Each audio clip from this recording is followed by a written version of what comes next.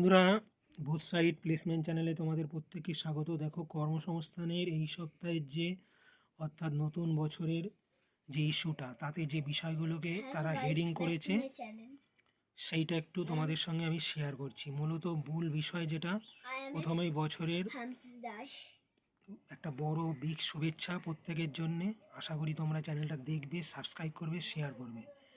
দেখো, তোমাদের সঙ্গে যে বিষয়টা প্রথমেই উল্লেখ করছি, প্রাইমারি ইন্টারভিউ অলরেডি শুরু হয়ে গেছে এবং সেটা গোটা জানুয়ারি মাস জুড়েই চলবে। এই ধরনের একটা হেডিংকে তারা বড় করে উল্লেখ করেছে।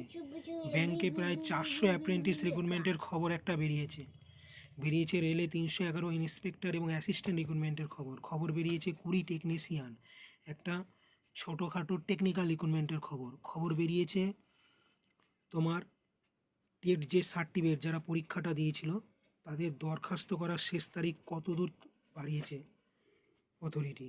25 জন অ্যাপ্রেন্টিস, এই ধরনের একটা খবর বেরিয়েছে। ডিটেলসটা দেখে নিয়ে, কনস্টেবল পদের মাঠ পরীক্ষা শুরু হচ্ছে জানুয়ারিতে, সেই ধরনের একটা খবরকেও বড় করে হেডিং করেছে। কেন্দ্রীয় সংস্থায় 206 চাকরি, এই ধরনের একটা রিক্রুটমেন্টের খবরও প্রকাশ করেছে। এবং রাজ্য সরকারের অডিট এবং অ্যাকাউন্টস অফিসার পদে কিছু রিক্রুটমেন্টের খবর কিন্তু কর্মক্ষেত্র বেশ বড় আকারে প্রকাশ করেছে চ্যানেলটা। এবং অবশ্যই ফিডব্যাক জানাও। ধন্যবাদ।